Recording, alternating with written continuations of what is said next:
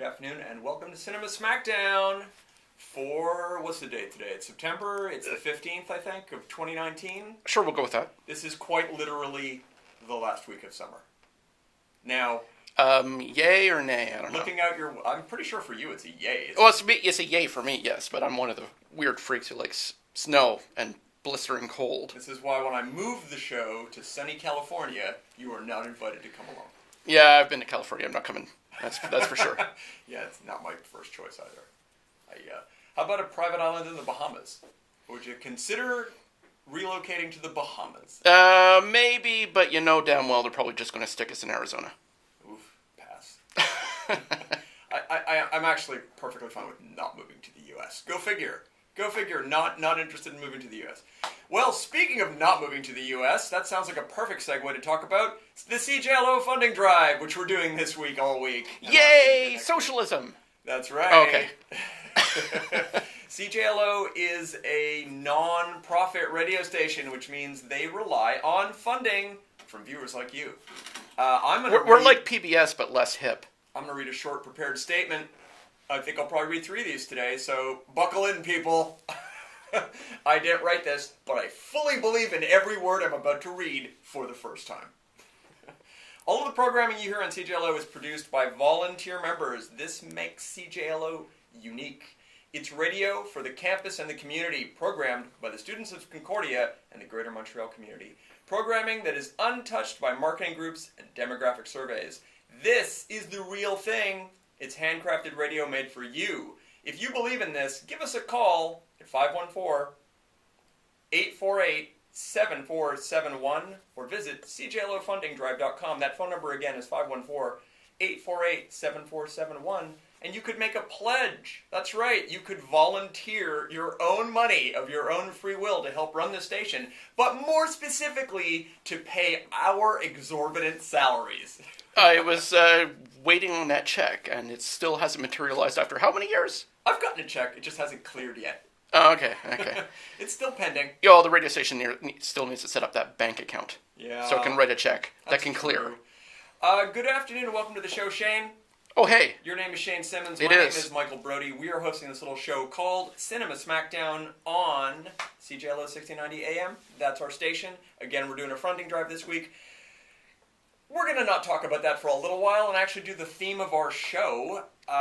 Movies and stuff? Movies and stuff. Well, we did a little show last week which had so much acclaim that we are going to come back around and do a sequel to it, which is a very interesting coincidence considering the title of last week's show was Much Maligned Sequels, which means movies that were sequels that got a bum rap either from critics or from the audience in general that you and I consider to be, well, not that bad, or pretty good, or masterpieces. Right, so we're going to do more maligned sequels. Oh, that's a good title. Right, yeah. Which, much like the maligned sequels we're talking about, are disappointments after the classic first installment. Correct. Now, before we get going on our picks, I want to touch on a sequel that I wish to malign right at this moment. A movie that I know you've seen, but we haven't talked about. And that you didn't immediately tell me was the worst film you'd ever seen. So therefore, you don't hate this enough for my tastes. No one will ever hate this film enough. Did you do it? You went to it? Speaking, of course, about It Chapter 2. Here is my review of the previous installment, It Chapter 1. It Chapter 1. There is not a good 60 seconds in that film. Now here's my review of It Chapter 2. There is not a good 30 seconds in this film. I believe the first movie is quite terrible in that it is people like this movie. I don't understand how. I don't understand why. I've heard a lot less enthusiasm for the second one, but the first one seems to have won a lot of people over. Genius review, and okay. You can all right, comment please do. to your heart's content. So, some people like the first movie. I watched it, and all I saw was a shameless ripoff of Stranger Things, the TV show, done within the framework of Stephen King's It. It was just basically stealing the tone, the concepts, the character styles, even going to the point of having some of the same cast being put in this. Some of the Stranger kids are in this. And so a lot of people who were madly in love with Stranger Things watched It Chapter 1, and felt that nice feeling of, I'm so excited about Stranger Things, this is just more of that. They seem to really like it. Whether they knew that or not, that seemed to be the general sense. Now, I hated that fact. I don't like Stranger Things very much. The last thing I need is to see a movie taking its cues from that. If you've read the book, it's not that close to an adaptation in a lot of places. They veered more toward the Stranger Things model than the original novel. That's fine, I don't care about Stephen King's books. But anyway, here's the thing. It Chapter 2 doesn't really have that Stranger Things crutch to lean on, so it's worse. It's significantly worse. I know that you, Shane, were very happy with Bill Hader in this movie. I was angry that he was in the film wasting his talents for months and months on what I consider to be the worst performance he's ever given. He is so flat in this movie for me. And again, I have heard people praise him in this. I'm astonished they could get past the endless, and I mean endless, series of vignettes this movie is made of a character suddenly being by themselves and going through a vignette of horror concept. That is the whole movie 87 times. 87 times the character steps into an alleyway and is suddenly by themselves and suddenly has a horror element thrust at them. This movie's 2 hours and 45 minutes. It could have been 86 minutes, no problem. They could have just trimmed out some of these. I'm just going to keep calling them vignettes of horror. I mean, I didn't really realize that's what most of the first movie is made up of segments of people just experiencing a horrible moment. And they keep buying it or falling into the trap of it, and the movie just keeps throwing worthless CGI at us again and again and again and again. I mean, there's nothing scarier than an evil clown, unless that evil clown has a billion CGI teeth coming at you. I mean, what could be scarier than digitally rendered clown teeth? Alright, I feel like I've attacked for long enough. Shane, tell us why this movie is amazing. So that was a recommendation then? It couldn't be stronger. Big thumbs up? If you love your dentistry clown films, you are definitely up for a delightful romp. Look, if you're in the mood to watch 13 Nightmare on Elm Street movies in a row, then it'll scratch that itch. Well, I am, and it didn't. But I just want to quickly touch on it. You enjoyed Bill Hader in the second movie. I did. Yeah. I enjoyed Bill Hader reading a phone book. I have nearly the same level of Bill Hader man crush as you. Nearly, because I don't think it can be equal. Your love is too strong. But I couldn't do it. I couldn't get into it. I disliked all the adult performances. I don't need to single one out. I disliked them all. Admittedly, there is no comparing or bettering that John Ritter, Harry Anderson version of the adults in it. Have you watched any clips of that in recent years? Yeah, it is. I prefer it. I don't think that has aged as well as you think it has. I prefer it as a very light way of saying I think it's mildly better than that. Abysmal film. No, I would. If you've seen clips from it now, it is bad soap opera level acting. It absolutely is. But I'll take from people who should be better. I will take bad soap opera level acting with an amazing Tim Curry than I will CGI clown teeth for 5.5 hours. But from a Skarsgård. There are so many of them. They're just multiplying. They're like Baldwins. There are plenty of Skarsgårds and... Do not feed them after midnight. Do not get them wet. Agreed. Well, that's me maligning a sequel. Why don't we get back to our much maligned sequels, which is movies we kind of want to defend. Okay. We've got 2.5 minutes before a commercial break. Do you have do we have a super quickie one? Do you have a super quickie one? Oh, well, hey, I just made a joke about it, so I will mention in the much maligned Gremlins 2. Mm-hmm. Wonderful little movie in joke for film nerds only film that nobody who liked the first one gave a crap about. Right. But if you're in that mindset of, I just like movie trivia, and I'm going to sit through movie trivia for 90 minutes, that's the film for you. Yeah, sight gags, movie trivia, what have you. You got to understand, it's it's maligned. It certainly wasn't well received when it came out, but it is a massive cult film now. People love it. It is, but it took a long time for me to hear any love for that film from anybody. Well, there you go. I also like it, although I don't think I could rewatch it anytime soon because it is essentially a 2-hour Donald Trump commercial now, which I can't handle. So, if you don't know, you should definitely check it out just to see what, I want to say 91? What year was that? Oh, about that, somewhere in there. It took them a long time to put together a sequel. They wanted a sequel right away, and Joe Dante resisted. I don't know why they didn't go ahead without him, because that's usually what Hollywood does. Yeah, but they did finally convince him. It's like, okay, fine, can I make an entire movie that's a big movie in-joke? Right. But who are they really going to get to manage 6 months of puppet work? Who's going to do it? And as it turns out, they could have probably made this an early film director film for Chris Columbus. I thought you were going to say Peter Jackson. No, because he was making his own puppet film not too long. Yeah, roughly around that time. Yeah. You're right though, but Chris Columbus hadn't made the leap yet, so that's how. Yeah, he was the original screenwriter for Gremlins, so it would have fit in that. He was super. They were saving him for those wonderful first Harry Potter movies. Oh dear God! Speaking of CGI nightmares. Well, on that note, let's do a quick commercial break, and we'll be right back with more much maligned sequels. So you actually went out to the theater to see that film? I thought you. Fuck no. No, I watched a pristine. Okay. Rip copy.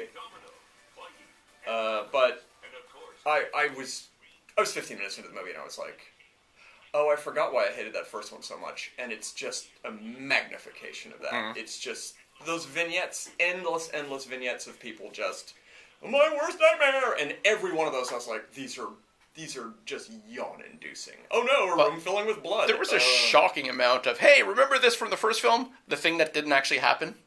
Remember the clubhouse that we never saw? Yeah. Well, you mean the kid scenes? Yeah, the kid scenes. That was there for that reason, right? It was there to, let's fill in these gaps. Yeah, except, it makes sense if you're cutting back and forth. Oh, we're almost back. Okay. That was quick, listeners on our behind-the-scenes bits.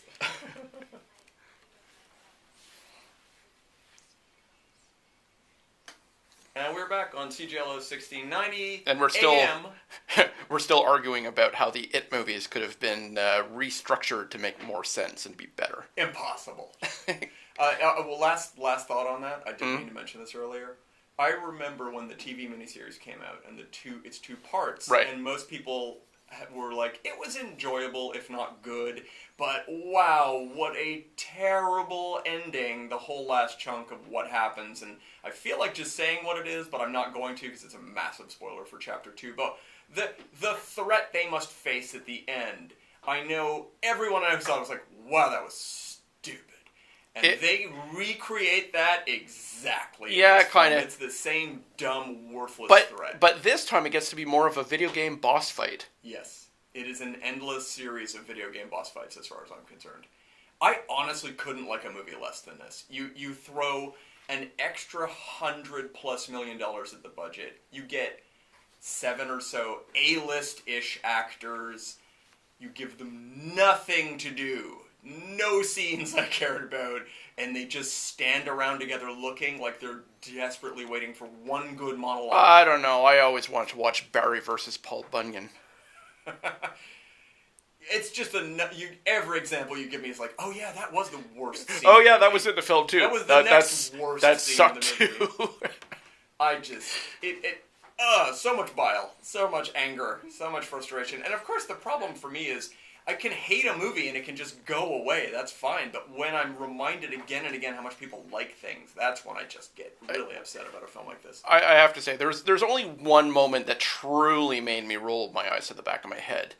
When it's like, okay, well, we're referencing the 80s, so let's do the world's most obvious and terrible and cringe-inducing reference to John Carpenter's The Thing. Yeah, that's the and it was sad that it's Bill Hader who had to deliver that line, and he does it poorly. but I don't like his delivery of that line at all. No, I will consider that the lowest point of his career. Had he done a note-perfect repetition of the delivery from The Thing, well, I can't even repeat it, it's a dirty word. Yeah. But had he done because I know the tone that actor took. Right. Complete. And Bill Hader, who's usually excellent at impressions, could have probably nailed that. But it feels like he's trying to throw it away. But it's like, we know what you're doing. Don't try to pretend you're too good for this. It was such a bad 80s reference, it belonged in Stranger Things. Yeah, exactly. And Stranger Things has such a wild misunderstanding of the stuff it is being nostalgic about. It's unbelievable to me. All right. Again, if you're joining us late, this is CJLO 1690 AM. We are Cinema Smackdown. That's who we are. And we are blowing our wad for some future show where we talk about genuinely terrible sequels. Yeah, that's true. But we're going to talk about much maligned sequels while we... Maligned but good. Yeah. Well, secretly much good maligned. sequels that no one liked except maybe us. Well, yeah, but in some cases there are sequels that only you liked or only I liked that we're going to argue about. So Okay. I think the rest of my list is mostly movies that you will not agree with. So, Yeah, no, well, that's fine. There's stuff on mine that you'll definitely agree with. All right. Well, I'm glad to be outed into the yes category for you immediately without even knowing what they are. Throw me into the deep end. All right, I think it's my turn to do one. Let me see which one of these is the least bizarre coming off my It 2 rant. I have a lot of... It just seems like most of the overly maligned movies I have tend to be horror films. They seem to like a lot of these sequels nobody liked. So I'll start with one that's kind of a suspense horror movie. So this is a movie nobody has seen, pretty much. It was one of those direct-to-video or straight-to-VOD kind of films. So it's almost immediately disposable. And it was a sequel to a surprise hit film that shouldn't have done anything. So there was a movie in the early 2000s starring Michael Keaton that was called White Noise. And it's a movie about a guy who's obsessed with ghost hunting, essentially. It's not good. I didn't care for it, but it came out at a time when Michael Keaton's career was at a real low point, and it managed to make a lot of money, and it just sort of caught people's attention briefly. So, a couple of years after that, they put out a straight-to-video sequel called White Noise 2. Now, White Noise 2 starred at the time, completely unknown actor named Nathan Fillion, who's gone on to be a massive television star, but at the time he wasn't really known. I think this was just after Firefly, so let's put it this way. You couldn't make someone less famous than if you put them on Firefly. That show was so underwatched. It was like a career black hole Underwatched and almost. Purposely sabotaged by the network. But at any rate, yeah, Fillion had a lot of goodwill after that, so he did get a lot of roles and things. But at any rate, he stars as the lead in this little movie called White Noise 2, The Light, that came out in 2007. And it's just one of these little horror movies that stands completely on its own. It has nothing to do with the original. It's essentially about a guy who suffers a tragedy that is so severe that after it happens to him, he's essentially connected to the supernatural just by his trauma. So he starts to see... Basically, it's like... I think he sees halos around people who are about to die. And he realizes that he can actually step in and save them. And it becomes a weird superhero movie, almost. It never ventures into that category. There's no masks, no intention, but he's just a do-gooder. And for a long period of time in this movie, it's quite well made and interesting. It's actually directed by Patrick Lussier, who was Wes Craven's editor and chief, student. He mentored Lussier to a lot of little projects. The best of which I think is White Noise 2, The Light. And Patrick Lussier went on to direct Drive Angry 3D, starring Nicolas Cage, which on paper is the greatest film ever made. It's a somewhat big budget Nick Cage 3D demon hunting car driving exploitation film. Isn't that every Nicolas Cage movie now? It sounds so familiar.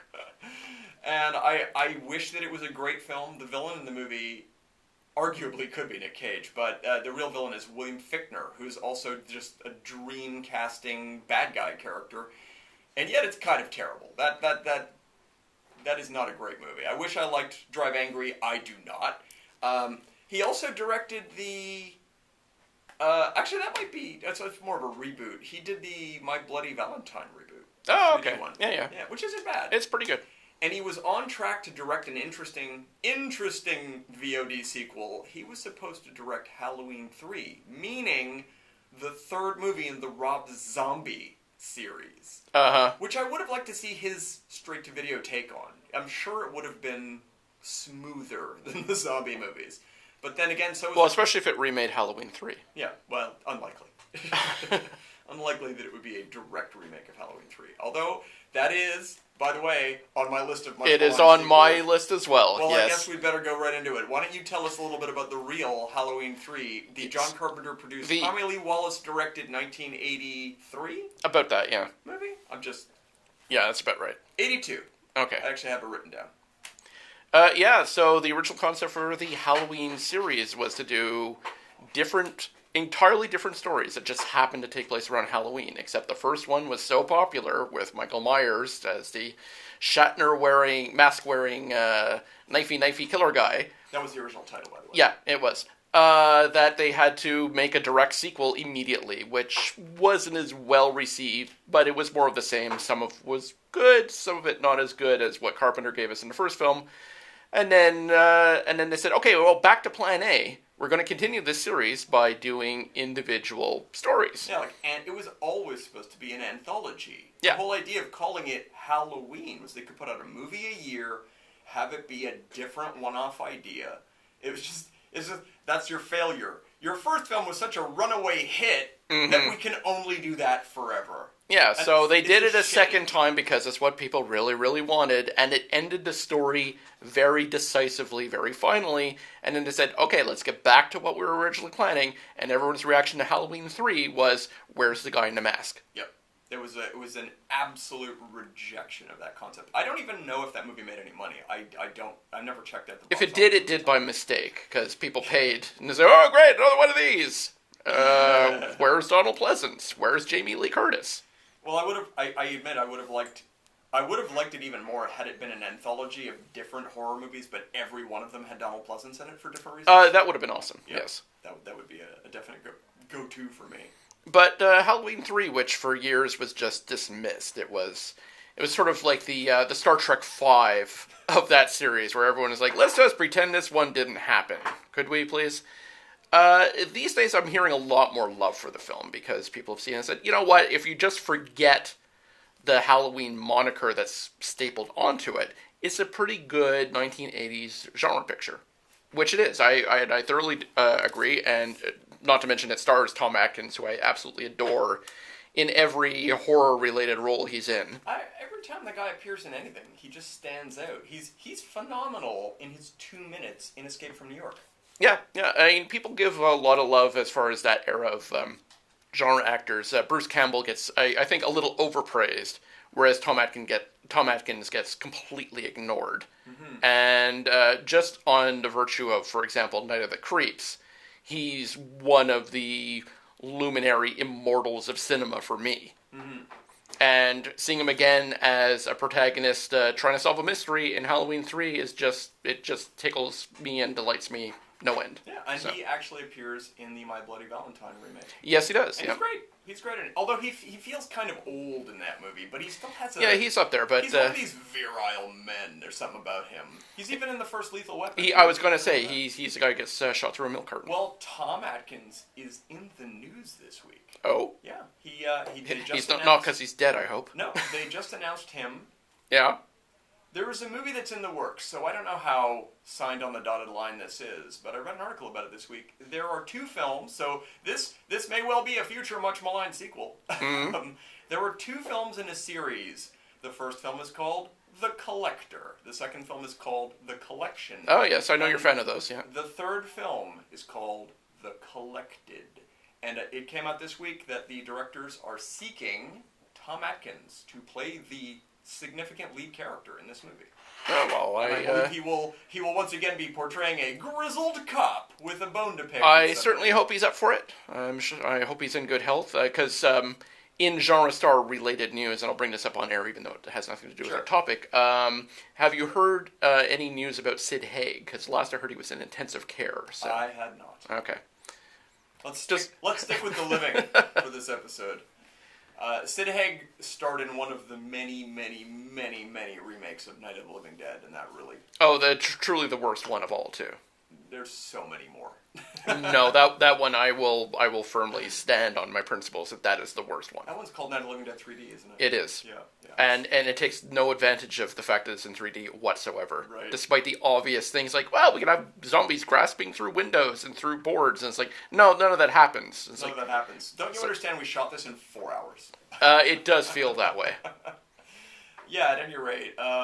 So yeah, we were talking about Tom Atkins. I mentioned that he is in theory going to be cast as the lead in this third film in the Collector series.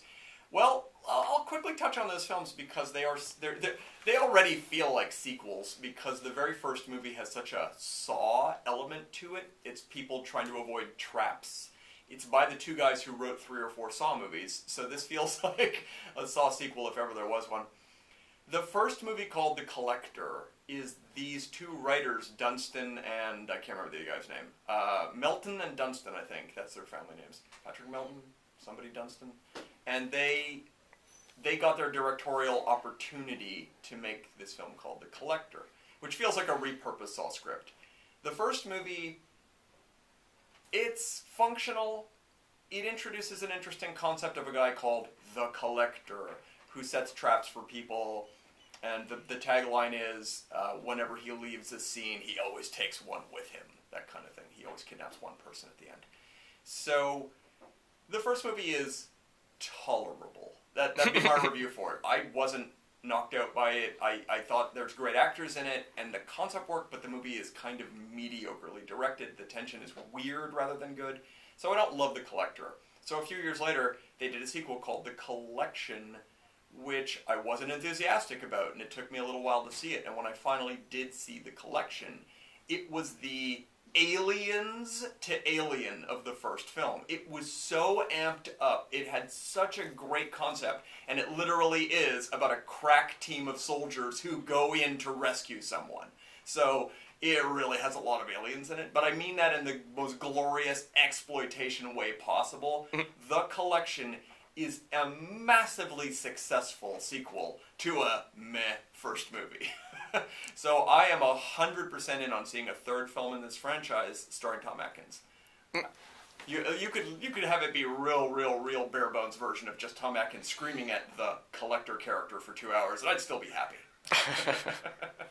So yeah, that's we touched on one Halloween movie. I think we could touch on one other one, but first, let's talk about what you're listening to, CJLO 1690 AM. Get that cup out. Our show is called Cinema Smackdown, and this week we're doing a funding drive. This week and next week, so prepare for another great week of us reading promos on air. Like this promo, it's funding drive and every donation counts. Whether you give $2 or $200, I'm giving $200. What about you, Shane? Yeah, let me just give a quick pat down. Every contribution makes a difference, and I mean it really does. Oh, I have a quarter and a stick of gum. I'm joking around, but it's true. Every contribution makes a difference. For the first time, CJLO is now able to receive monthly donations. You can sign up and contribute as little as $3 a month, and we'll be sending Funding Drive merchandise to every person who contributes. For more information on how you can donate and the perks you can receive, visit CJLOfundingdrive.com. One word, CJLOfundingdrive.com. And there are cool, fun things, of which there's a list around here somewhere. I know that there are earplugs that say CJLO. I think there's a keychain. There's t-shirts. It all depends on how much you donate. You get all that stuff if you go above a certain level. It's probably $10 or $20. And you get all this swag. Shane, I know you're desperate for CJLO swag. I know I'm desperate for CJLO swag. Well, you know, I consider I have swag because I just randomly steal office chairs here, so... That's true. You do a good job of. They don't actually have the CJLO logo on them, but they do have the butt prints of various CJLO online personalities. That's right. Yeah. We're not online. We're on terrestrial air. Well, we're online on YouTube as well. That's true. I mean, by default, they become online celebrities. But we start out clean and clear, just resonating over the airwaves, as we're doing at this very moment. All right. More funding drive fun. To our vast audience that is just ringing the phone off the hook. That's right. By the way, if you do feel like phoning in to make a pledge, the number here is 514-848-7471. 514-848-7471. You could make a lovely pledge at any time. Our operators are ready to receive you. Yeah, and you can talk to us on air and tell us how much all our choices for more Maligned sequels sucks. Or you can add your own. Yeah, please do. I mean, there's got to be someone out there who loves Arthur 2 on the Rocks more than me. And by more than me, I mean at all. Well, isn't it everybody's favorite Liza Minnelli film? I mean, there's worse ones. Her performance on Arrested Development, talk about much maligned. It's as far as her performances go, it's up there with Cabaret 2, Inglourious Bastards. Oh, wow, that's impressive. Yeah. At any rate, we were talking about Halloween sequels that were much maligned. So there's Season of the Witch, Halloween 3, which came out in 1982. But in exactly 20 years later, they came out with another Michael Myers sequel that I know you have some fondness for, Shane. It's called Halloween Resurrection. Oh, God. Why don't you remind people why it is one of the greatest Halloween movies? Honestly, you're going to have to remind me which one of the bucket full of it's sequels. The one that has an ending in the first 10 minutes. Oh, that one. Oh, yes, okay. The movie that finishes the Halloween legacy. Yeah, there are so many basically branching continuities of Halloween at this point. It's a little hard to keep track of it, but It is amazing how complex they made a guy in a mask stabbing babysitters. Yeah. But yes, that one you're talking about does actually have a very solid, for me at least, opening 10 minutes that concludes the story between Michael Myers and his, in this continuity at least, sister, Jamie Lee Curtis. And includes a scene where Michael Myers literally hands in his knife and retires. Mm-hmm. And then the film keeps going. So he had a great little short there. And then it decided, you know what, we need to have Michael Myers go back to his house and chill, and then have it be invaded by some weird house party situation. And I believe he has to go up against Busta Rhymes, is that? Yep. Yeah. And there's also, by the way, I think isn't it basically found footage Michael Myers? Yeah, it's one of those where we're going to set up a bunch of cameras everywhere, and that'll capture the action. I was like, oh, God, it is excruciating. It's... Like I said, wonderful little short film for 10 minutes, and then walk out of the theater immediately because there is not 1 second of that film worth watching after that. I think if you watch the original Halloween from 78, you give it a couple of days, you watch the H2O movie, which I don't love, but is certainly an interesting follow-up, and then you give that one more day, and you just watch the opening scene of Halloween Resurrection as a short. There's a good little continuity. I still do have a fondness for Halloween 2, though. Yeah, it's awful. Yeah, there's enough stuff that's fun that happens in there that But let's be clear, I watched it last Halloween. It's awful. Well, admittedly, I have not watched it in decades. It does have a full Donald Pleasance performance. Exactly. It's got moments, but John Carpenter himself said, it's the movie that made me write. Right. Because there was nothing left to say about this character, and they forced me to come up with some kind of twist. I don't know if you remember it. It is 90 minutes of building up to him saying, they were brother and sister! That's the twist moment. It takes the whole movie to reach that moment. Well, I do like that he's walking around for that entire movie wearing a Sulu mask instead of a Captain Kirk mask. So. It's important to keep within the continuity. That's what I think. All right, he just goes down to his local Star Trek supply store and cosplays. Why don't you entertain us with another much maligned sequel? Okay, well, we were on the subject of Tom Atkins, and I mentioned Night of the Creeps, which is one of my favorite little genre films of all time, and the career of director Fred Decker, who has not had a lot of love over the years, even though he's made a couple of films that are genuinely in the cult stratosphere. There's Night of the Creeps, and of course there's Monster Squad, which people also like. But nobody at all likes, and I'm a bit of an apologist for it. I won't say it's the greatest film ever made, and it's not the greatest sequel ever made, but I am an apologist for his work on RoboCop 3. I believe that's like a resignation letter here at Cinema Smackdown. It's like you saying, I'm turning in my creds. I am no longer competent enough to review film. It is one of those films that the studio had no love for whatsoever. RoboCop 2 was... I can't imagine why. RoboCop 2, despite being directed by Erwin Kershner of Empire Strikes Back fame, with a script by Frank Miller, underperformed as far as they were concerned. So by the time the third one came around, it decided, you know what, let's give this about 30 cents and a bag full of catering, and say, go forth and make this movie, without Peter Weller as RoboCop either. Good luck! And I will say that the fact that Fred Dekker managed to pull anything out of his ass and make it kind of work is a miracle unto itself, and should have guaranteed, as far as I'm concerned, his employment for the rest of his life. Just saying, wow, congratulations, you made something out of absolutely nothing with no support. You are a miracle worker, sir. In future, we will give you better projects to work on, and we'll back some of your original material as well, because certainly there's a lot of movies out there that are based on treatments he wrote, or stuff he has story credit on, even though they didn't use a script, some of which is pretty good. I'm sure there was a million other projects in his back pocket that could have happened and never did, largely because he got to take the blame for RoboCop 3, even though he was the one guy trying to bail out the sinking Titanic of a franchise. So there you go. I can't disagree with your review, your concept of why this isn't the worst movie ever, but let's be clear, it's the worst movie ever. It has flying RoboCop, screw you! Which is the moment in the film where I said, I was trying so hard to not hate this.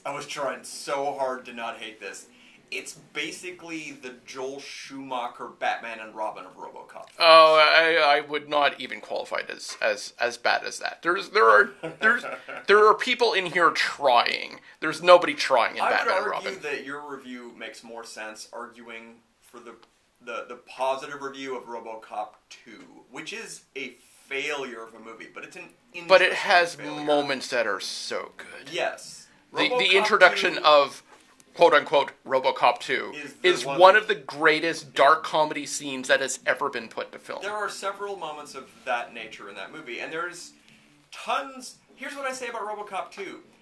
It is an entire movie made up of segments, which are essentially standalone moments. They're like 19 RoboCop short films, and they all have a beginning, a middle, and an end. There's a lot of sequences where he goes to deal with something, has a reaction, deals with it, scene's over, and you're like, that's like a full sequence. And it happens several times, including the revealing of multiple RoboCop 2s.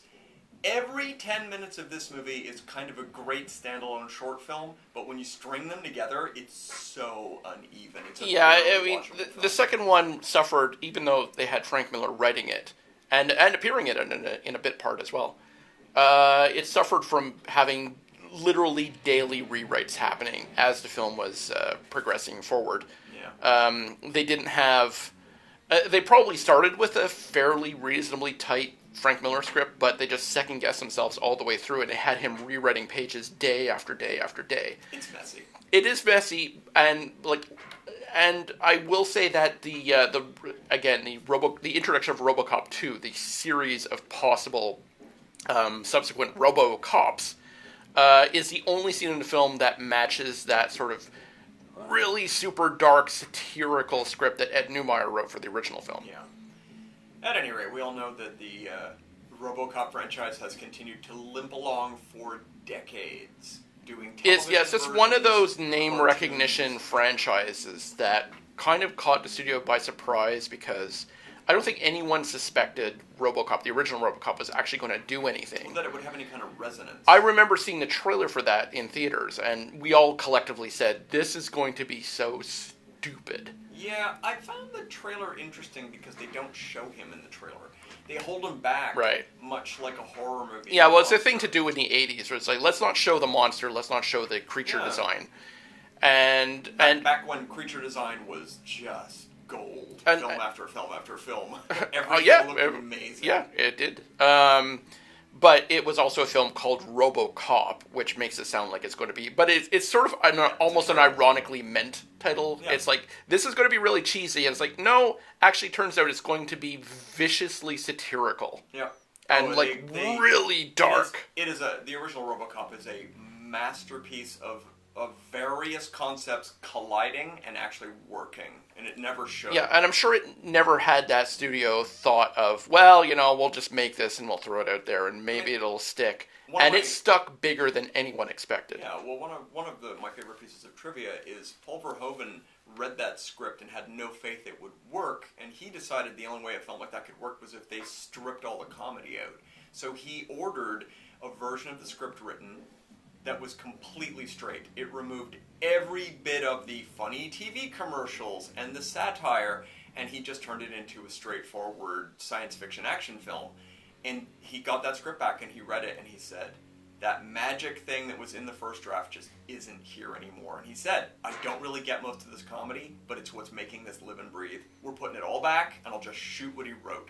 Yeah. I don't need to understand Smartest move of his entire career. Yeah, exactly. And to the point where they teamed up again for Starship Troopers. That's another Ed Neumeier script. His second smartest movie. Yeah. And then you look at a lot of Paul Verhoeven's other choices, and it's like, yeah, you do a lot better with Ed Neumeier than you do with, say...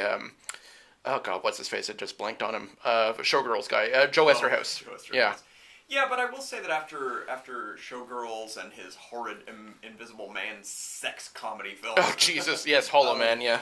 I like Verhoeven's... Once he abandons Hollywood and goes back to Europe, his films become much more interesting. Well, that's a lot of directors. They make some interesting films in their country of origin. Hollywood recruits them, makes them do mediocre crap for years, and then sometimes, if they're smart, they go home again.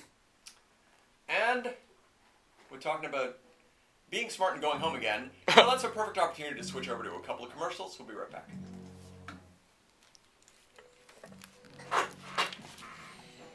It's only going to be 1 minute exactly. Uh-huh. One clip is only 20 seconds, the other one's 40, so. Considering we have to do the pledge next week, we may just shrug and say, hey, let's do a third one of these. I'm going to have 3. Yeah. I have a third week worth. Yeah, well, I think we can get there. There it is.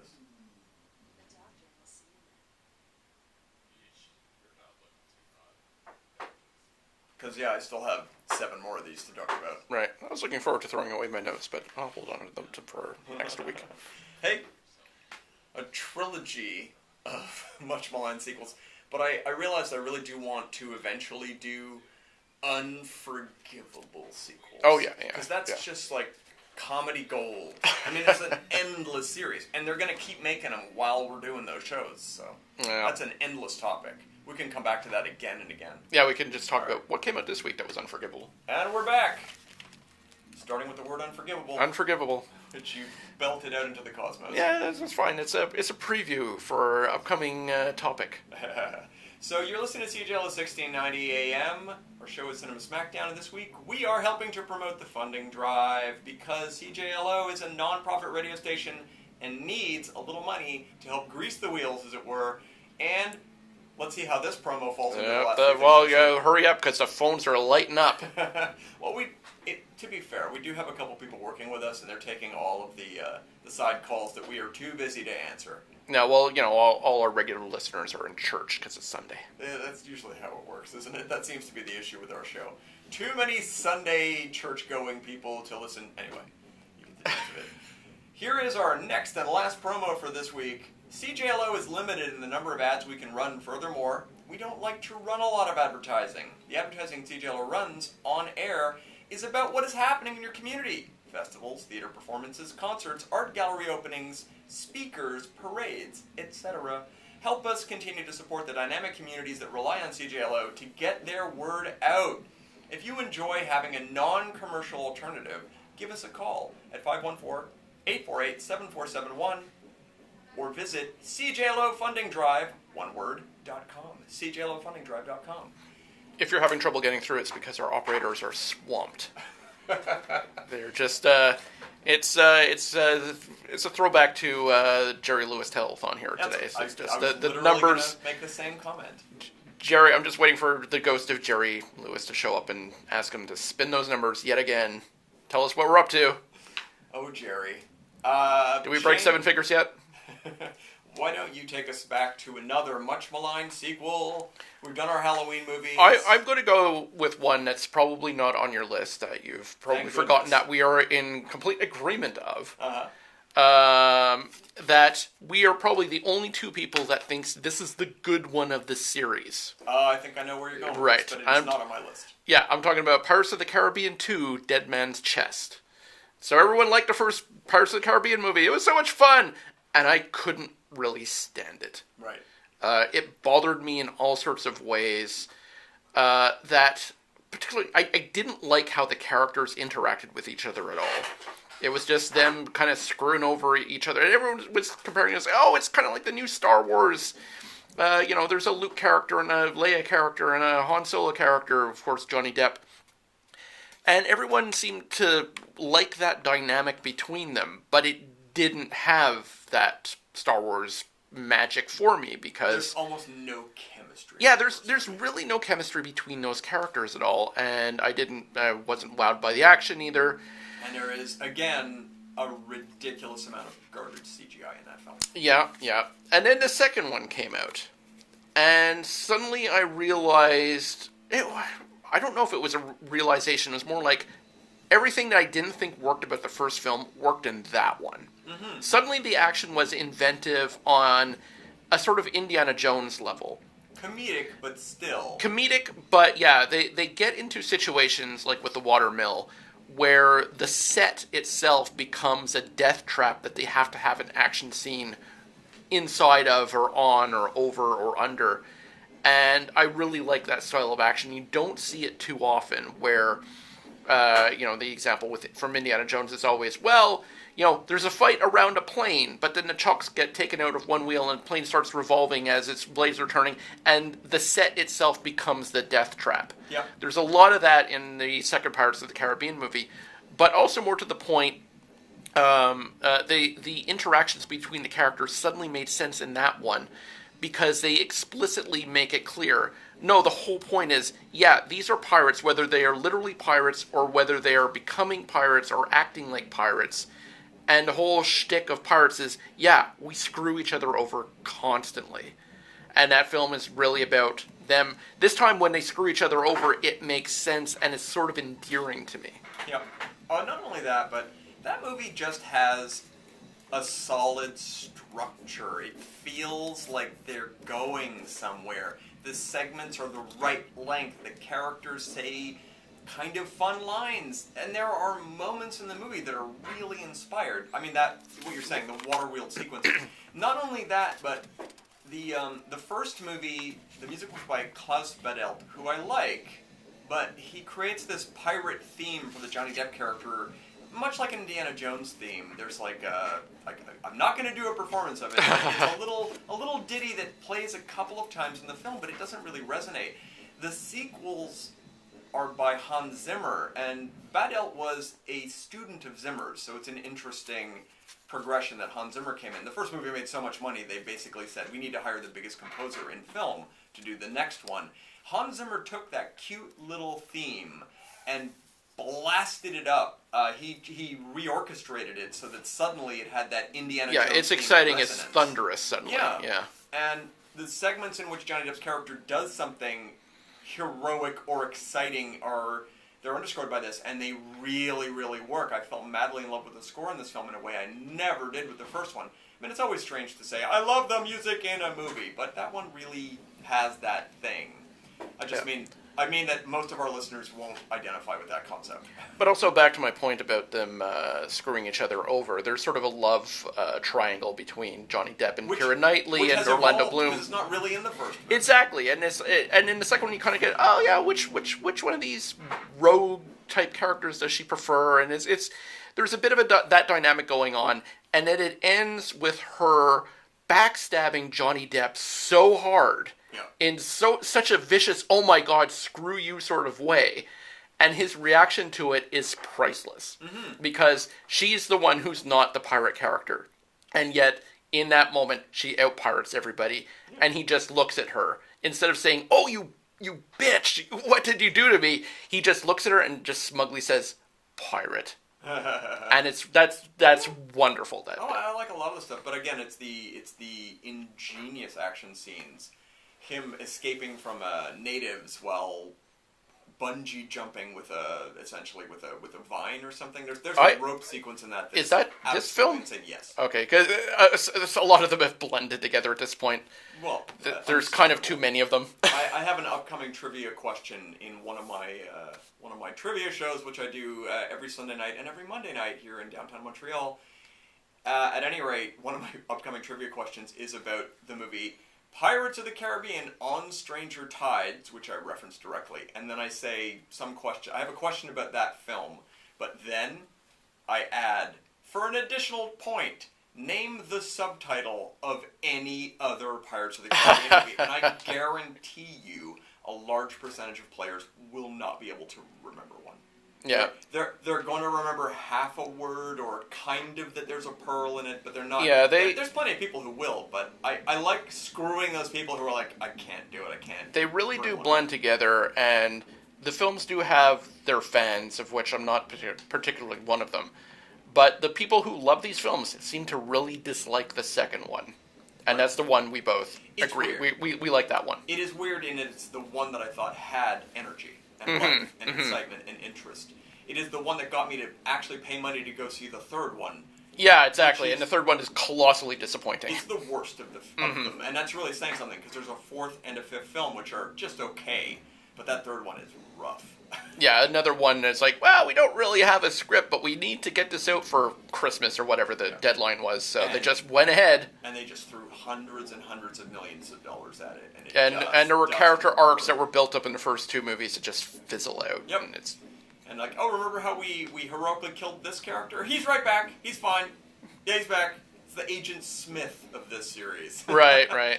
Oh, what's that? You had the best villain death ever? Well, you're just back in the next one. It's fine. But there's also that rival British soldier dude who, kind of was on an interesting trajectory, and then he just fades. True. It's a lot of poor decisions, including that strange Davy Jones locker opening sequence with Johnny Depp that just goes on and on and on, and is not good. But it has a billion CGI crabs. Who couldn't love that? Mm-hmm. That's right, people. If a movie has visible CGI and it just keeps relying on it like a horrible crutch, I don't like that film. That's just my thing. A billion CGI clown teeth, not good. A billion CGI crabs, not good. Yeah, well, at least Skarsgård could do the crooked eye thing for real. Yeah, that's not a plus for me. It's not a CG effect. Yeah, I know. And yet, it's just annoying. It's like, couldn't you have used the CGI to fix those eyes? That's what I would have wanted. Yeah. Well, once again, keep him out of the sewers, because he might get wet, and you're just going to get more Skarsgårds out of it. I start like that. Popping off his back.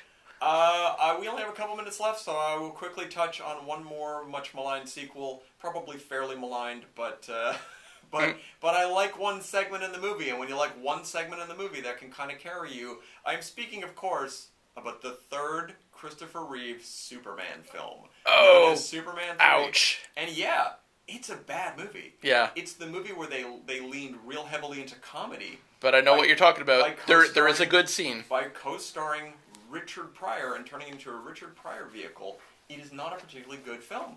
It is a little goofy. It doesn't really want to know what it is. It has moments, though, throughout the film. Odd, interesting things happen in that movie. There are moments where it turns into a dead serious drama here and there. And there is essentially what in comics would have been called red kryptonite sequence. Yes. Red kryptonite in the comic books is a kryptonite that whenever Superman comes in contact with it, it has a different effect on him. Yeah, there's a bunch of different colored kryptonites that do different things in the comic books. And in this one, there's an attempt by Richard Pryor to make a synthetic kryptonite. And there's a missing element, so he just throws something in randomly. Yeah, it's kind of like cigarette tar. Yeah, kind of like the hey, let's randomly fill in some dinosaur DNA sequence that's missing in Jurassic Park, and we accidentally gave them the ability to change sex and therefore breed. At any rate, Superman is exposed to a kryptonite that does something bad to him, but we're not sure what. And ultimately, he just starts turning evil. Calmly, slowly, he starts to become bad Superman. And the sequences of him just sort of wandering around Metropolis and the world and being kind of a jerk are really interesting. Some of those are dumb. Yep. Like the movie. Straightening the Leaning Tower of Pisa. That's stupid. But I love him sitting in a bar, breaking bottles by flicking beer nuts into them. Just idly being a dick. And a really interesting thing they do in that sequence is they darkened the Superman costume. Yes. It gets progressively, like, darker hues of red and blue. And it's just a really well-handled sequence. It's and it leads to a fight with himself, Yep. where he's conflicted about what's going on with him. And he fights the good version of him as personified by Clark Kent. Yep. And they beat the hell out of each other in a junkyard until eventually the evil Superman is defeated and the Clark Kent open his shirt and it has the proper colored Superman logo there. Fascinating and moving sequence in a lot of ways. I mean, for a superhero movie that is otherwise completely disposable, that sequence is... There's almost nothing of value in it, but that scene is one of the best Superman scenes in any Superman movie they've made so far. It is the best Superman scene, so go figure. But it veers so hard into sci-fi and all that other stuff. Oh, we are totally running out of time. We've got about 30 seconds left. Well, that has been part 2 of Much Maligned Sequels. Get ready, people. We're doing a part 3 next week. There will be an even more disappointing sequel next week. That's correct. We're going to do one more part of Much Maligned Sequels. And until that time, you can phone in and donate to CJLO 6090. If you donate enough money, we promise not to do a sequel to this episode. Oh, yeah. But in the meantime, that is our plan for next week. I have been Michael Brody. I have been joined today by Shane Simmons. This show has been called Cinema Smackdown. Thanks for tuning in, everybody. And we will be back next week, as promised. See you then. Exact timing. But yeah, I still have 8 more of these. So I didn't really work hard to get them. So. All right, Bonchells. Thank you so much. So you're doing a big show. So Yes, second to last. you have fun. Thank you so much. CJLO is a non-profit community campus radio station that is run almost entirely by volunteers. Our on-air